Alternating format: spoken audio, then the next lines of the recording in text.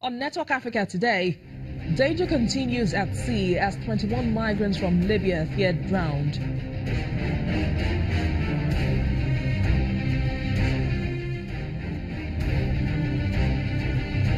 And South Africa blames producers of cold meat products for Listeria outbreak.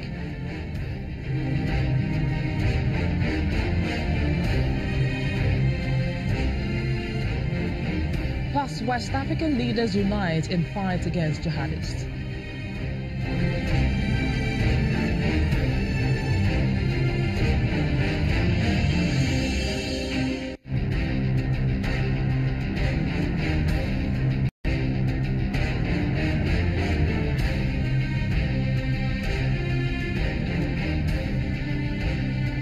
Welcome to the program, everyone. I am BC Adebayo. Stay with me this half hour as we go in-depth into major stories on the continent. The migrant crisis continues to raise concerns, though now it appears to be underreported. The International Organization for Migration has been keeping a close watch since the migrant crisis erupted a few years ago. Today, officials said at least 21 migrants have been missing and are believed to have drowned after two boats, a rubber dinghy and a wooden boat, which left Libya for Italy but had to be rescued. According to the IOM spokesperson Joel Millman, all 132 people on the rubber dinghy had been rescued, but 21 people were still missing from the 51 on the wooden boat. They also found two dead babies on board. Turning to South Africa, which is right in the middle of a Listeria outbreak, which has impacted negatively as neighbors ban processed meat from the country. This morning, Zimbabwe joined Namibia, Mozambique, Malawi, Botswana and Zambia, who either recalled or suspended imports. Sadly, it took South Africa more than a year to trace the outbreak. The infection can be caught from food containing Listeria bacteria or close contact with farm animals. Cases usually involve unpasteurized milk or dairy products. And while symptoms include high temperature, flu-like symptoms, vomiting and diarrhea, most people infected display no symptoms, but the most vulnerable continues to be the elderly and very young people. Let's go now to Nigel Gamutumbu, who has been monitoring the story for us in Zimbabwe. Nigel, thanks for coming on the program. How concerned are Zimbabweans about this situation?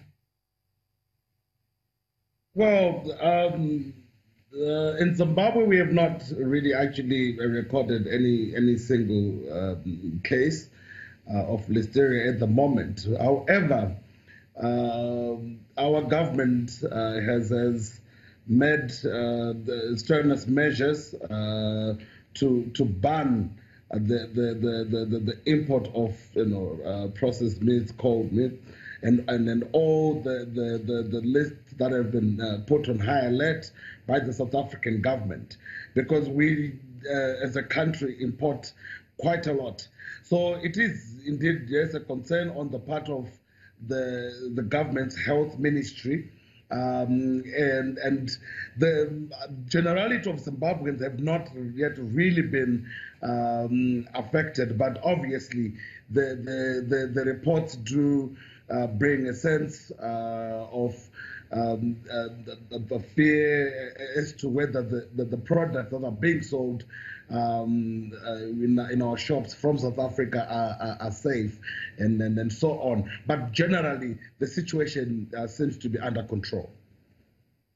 Well, yeah, the situation may be under control, of course, as there have been no cases of listeriosis in Zimbabwe. But has the government been carrying out tests on cold meat produce from South Africa since the outbreak? Yes, absolutely. Actually, at the country border with South Africa, the Ministry of Health has deployed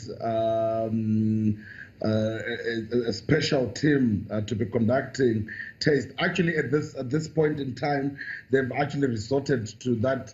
They will not even accept any of the listed goods into the country, and what they have done is that they'll be disregarded. What is not clear at this stage is if any of those products had been already in the country prior state of emergency announcement in South Africa, and prior the austerity measures that have been put in place at this particular point. However, the current position is that all imports have been banned, and I don't foresee it being uplifted without real clearance from South Africa.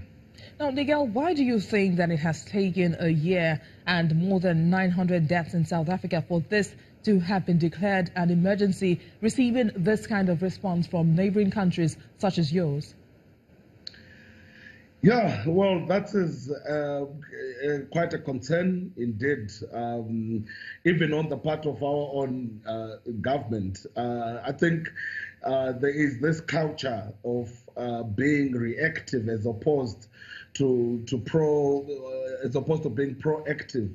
I think there is also a culture that of us, lacking adequate response mechanism. In all instances, we often wait for it to be a crisis, for there to be a flood, for there to be war, for the situation to have escalated, for us to respond adequately. I think the issue could have been handled a lot better. The moment that quite a number of people had symptoms of hysteria, the moment that the issue became something that was of concern. And yes, the move by the Zimbabwean government and other Southern African countries, it is not just Zimbabwe that has banned those imports, is a measure to protect.